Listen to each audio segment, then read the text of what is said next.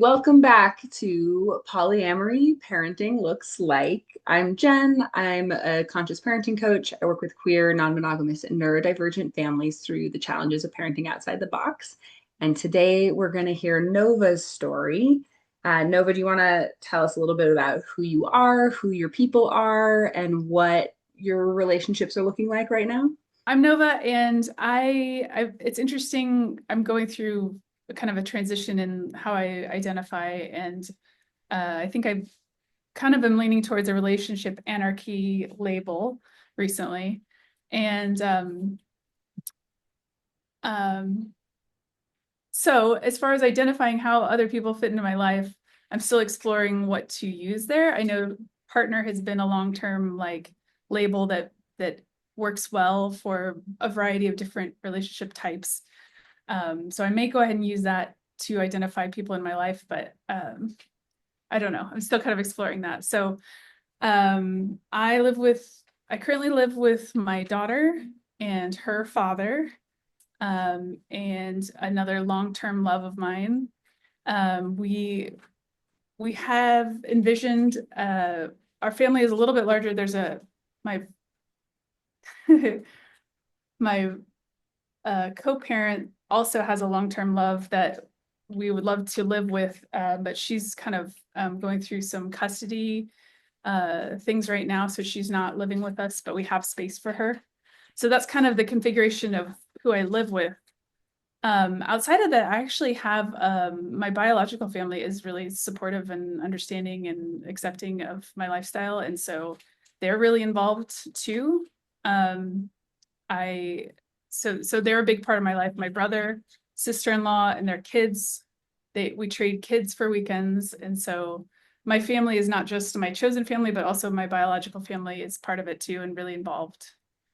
So That's awesome. And I love drawing out that piece of like people, there's this creativity about who means what to who and how everybody's lives and identities intersect that sometimes monogamous families miss out on. yeah, yeah. What's your journey coming to this point looked like a little bit? Especially like, were you polyamorous first? Were you a parent first? Like, what did that decision to combine those things look like? Sure. Yeah, that's a good question. I started out monogamous and was monogamously married, and my intention was not ever to have kids. I didn't think I wanted them, and I didn't think I would be. I didn't think I'd enjoy being a mom. I didn't think I'd be a good mom. I didn't think it was right for me for a long time. And so I met my co-parent, and we were non-monogamous right from the start of our relationship. We were both coming out of monogamous marriages, and I things kind of changed with him. I realized that he would be a great dad, and he wanted to be a dad, and he was a good fit in those ways. And I started to see myself as a parent and kind of seeing what that could be like for me. And I was in a much healthier emotional place, a much healthier mental place. And so I was like, yeah, let's explore this. Like we definitely weren't super focused on being parents. Like it wasn't like if it hadn't worked out, if there were biological reasons that we couldn't have kids or it didn't happen for us, I think we would have been fine with that. But we also were like, let's try, let's see what happens. And so we had my daughter, and we also tried to have a second, and that didn't work out for us. But yeah, so that meeting him was a big turning point in my evolution of becoming a parent and wanting to be a parent and identifying as a mother and all of those kinds of things. But yes, we were non-monogamous before we started trying. I'm curious if was there something about like the growth that happens in becoming non-monogamous that was a part of that journey, or was it entirely just like the right person at the right point in your life? Probably all of those, like feeling more like myself, feeling more empowered to I, I think, at least for me, the experience of non-monogamy was such that I lost myself in it. And I find that living in a non-monogamous way gives me space to be me and find me and uh, keep that meanness as I connect with other people. And that was a big part of me feeling happy and healthy and confident and good in a way that changed everything, including how I felt about being a parent. So, And it's yeah, so important all for mixed being a together. parent too, being able to stay you while Yes. parenting. Yeah, I really strongly set an intention going into parenthood that I wanted to do that. That it was really important to me not to be, I didn't want to just become I see a lot of people, even like within my biological family, who become parents, and that is all that they see themselves as.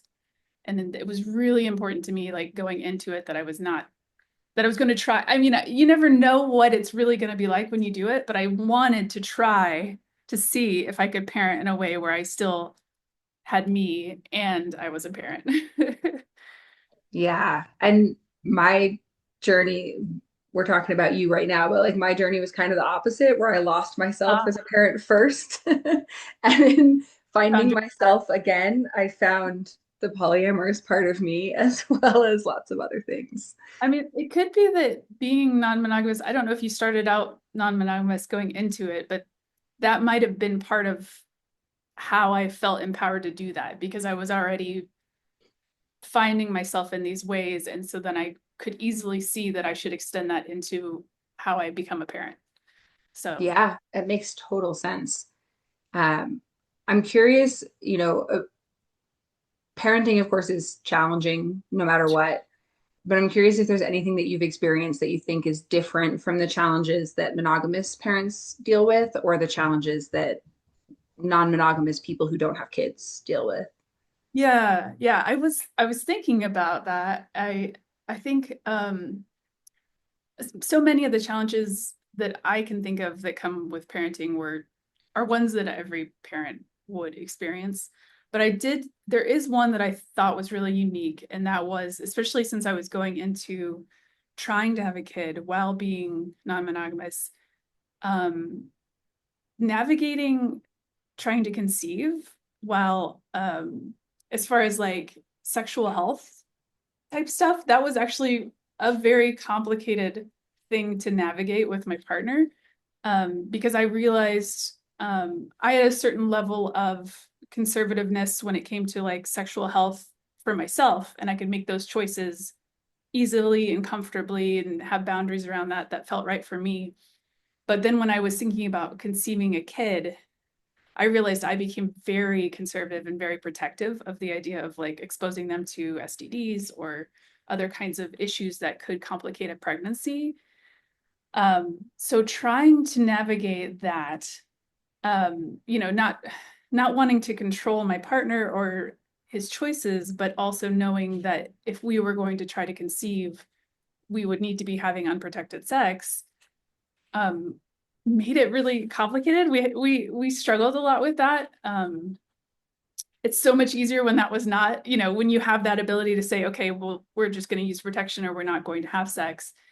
You can't make that choice if you're trying to make a child together. So that was the hardest thing, I think, to navigate, which is for monogamous people, not an issue. And for poly folks who are not having kids, not an issue. So yeah, I think that'd be top of my list. Yeah, that makes sense. And it's not something that I've heard a lot about, because a lot of people that I encounter had their kids while they were monogamous and then have since become non-monogamous. And so they didn't have that particular hurdle. But I do think it's important to talk about, because Yeah. I'm finding more and more people who are, in long-term non-monogamous relationships and considering bringing kids in at some point down the road.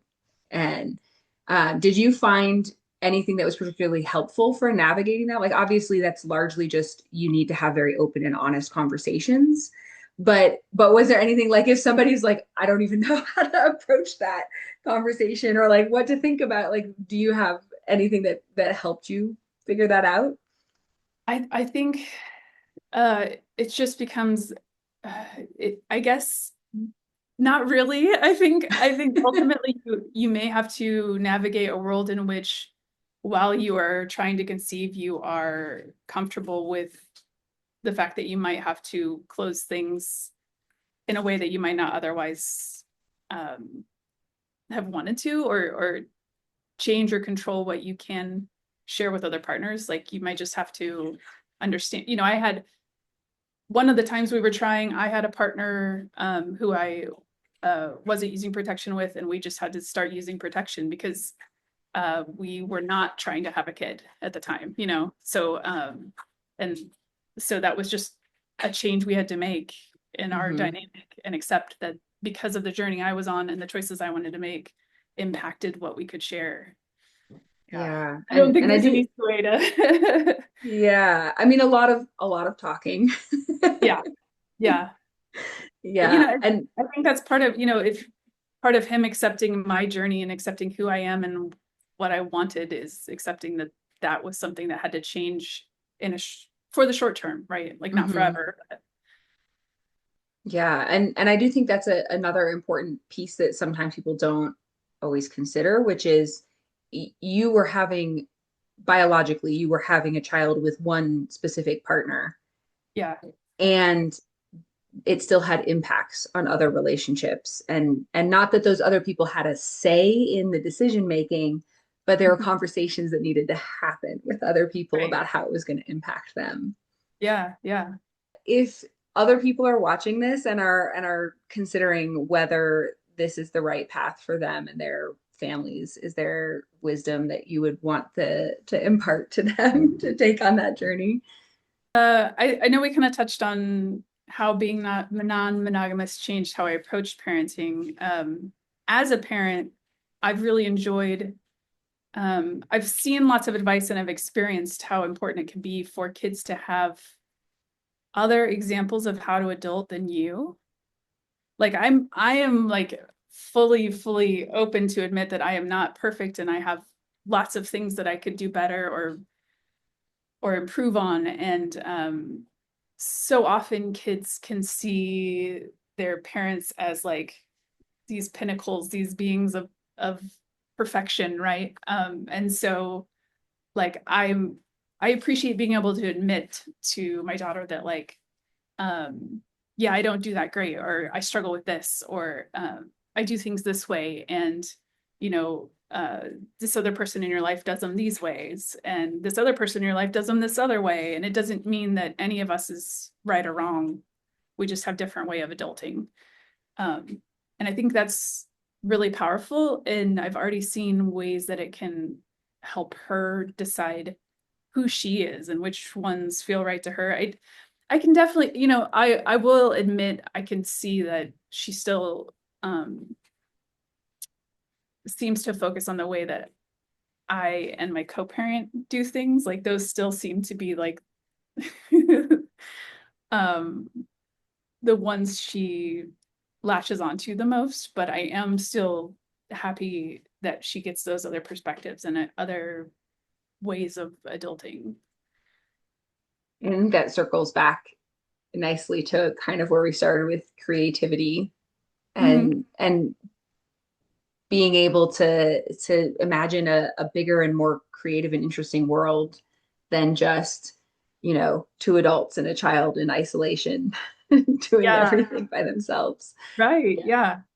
and all of the different ways that that could look, that it doesn't have to be there's not one correct way for those people to be in her life Yeah. and be a positive impact on her. Um, this actually reminds me, there was something I wanted to share, like another thing that I have found really important and would like to share is that like um as I've explored her relationships with people that come and go from my life or come and go from my co-parents' life, um, it's been really important to me to let them know that their relationship with her and her relationship with them is its own thing that is separate from me. I would never want, let's say, someone I was dating to develop a connection with her, and just because me and that person chose not to continue seeing each other, that would mean they would no longer have access to her or she would no longer have access to them. Like I don't want that. That's its own relationship, right? Like that's its own connection. Um, and so I've been really careful to cultivate that and make that understood. Like, when a new partner is coming into my life, you don't need to have a relationship with her. You can if you want to. That's your choice, and that's not a requirement to date me. And that's not a, you know, if you choose to pursue it, that's not a thing that would end because you and I choose not to continue together. Um, so that's been really, I really like that as a way for them to feel empowered to choose what they want out of a connection with her, if anything, and for her to be able to choose what she wants out of a connection with them. Um, I got nervous at one point about people kind of leaving my life or my co-parent's life and how that would impact her, but I think that's an important skill, people don't always stay in our lives. So getting a chance to let her experience that loss and the joy of new connections and the loss of